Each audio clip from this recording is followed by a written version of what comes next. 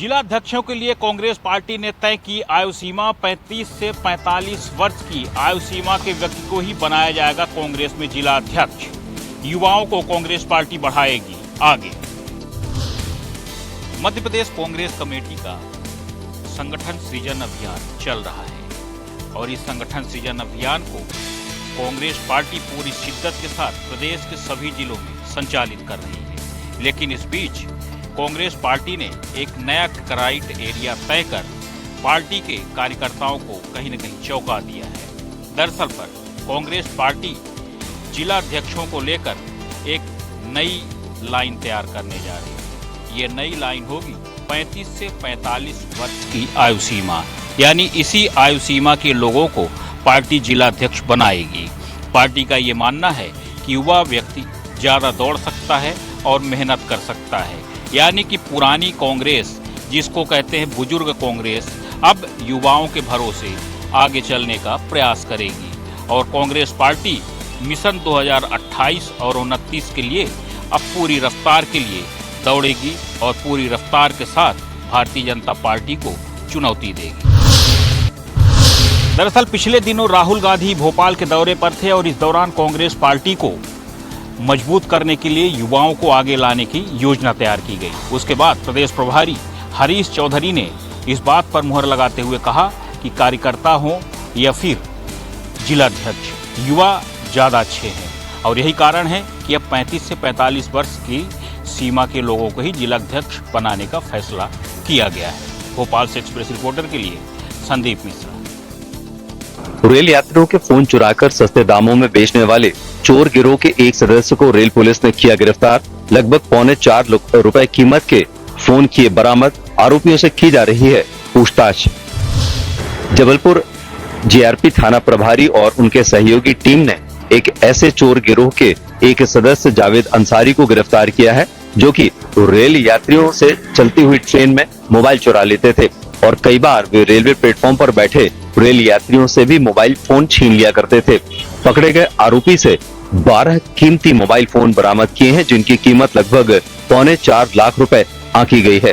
पकड़े गए आरोपी से पूछताछ की जा रही है। बताया जा रहा है कि पकड़ा गया आरोपी अपने साथियों के साथ इस वारदात को अंजाम दे रहा था और चोरी के इन कीमती मोबाइल फोन को सस्ते दामों में बाजार में बेच रहे थे।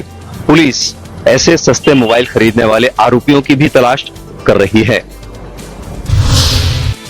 जीआरपी और आरपीएफ रेल यात्रियों की सुरक्षा के लिए भरपूर प्रयास कर रहे हैं, लेकिन रेल यात्रियों को भी सतर्क रहना बेहद जरूरी है। अरविंद दुबे, एक्सेस रिपोर्टर, जबलपुर।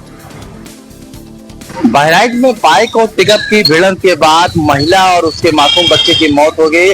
वहीं बाइक सवार 2 लोग बुरी तरह घायल भी हो गए।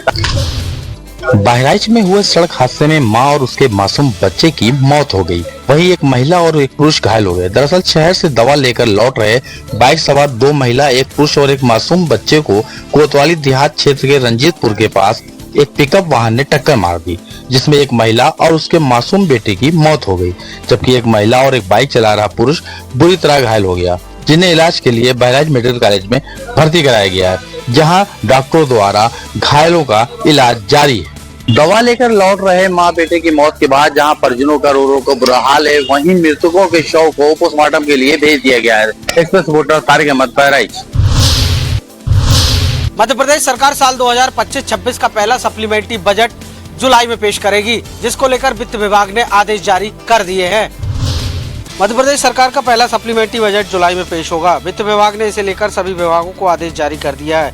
सप्लीमेंट्री बजट में फिजूल खर्ची और अफसरों के वाहन खरीदी के लिए बजट नहीं मिलेगा। वित्त विभाग ने आदेश में कहा है कि विभाग वाहन खरीदी का प्रस्ताव न भेजें। एमपी की डॉक्टर मोहन यादव की सरकार का साल 2025-26 का यह पहला सप्लीमेंट्री बजट होगा।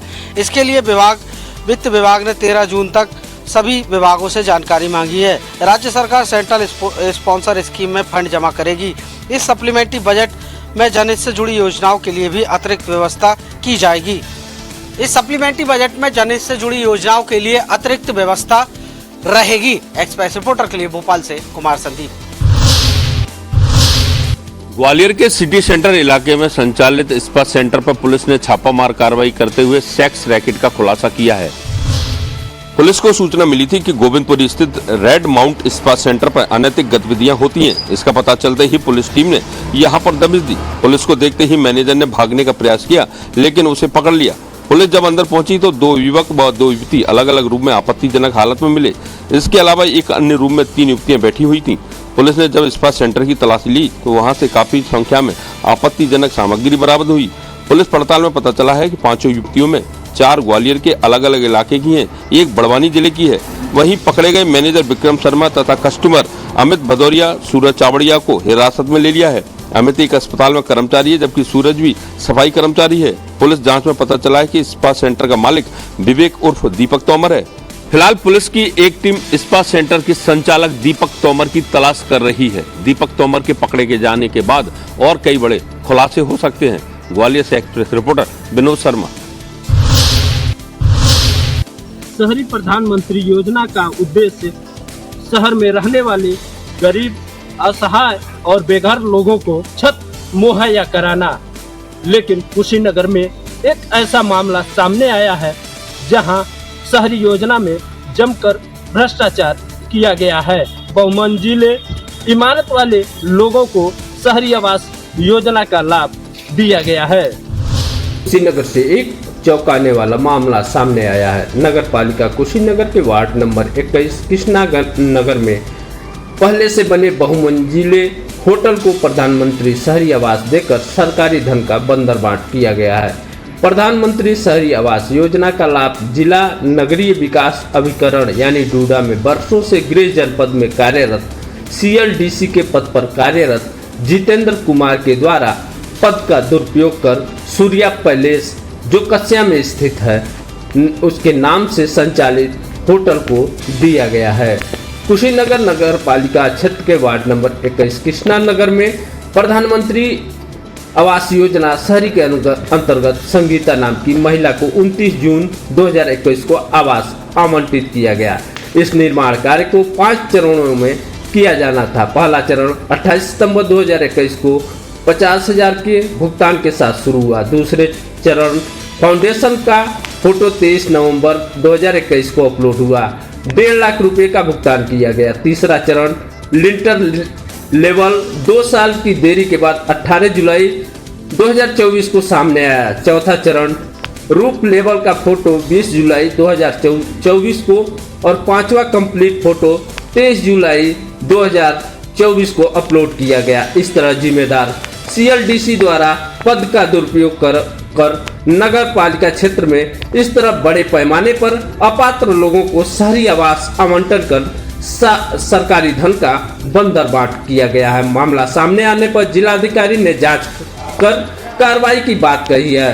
अगर इसकी जांच गहनता से कराई जाए तो प्रधानमंत्री शहरी आवास योजना में सरकारी धन के बंदरबांट और भ्रष्टाचार उजागर हो सकता है और CLDC के कारनामे सामने आ सकते हैं।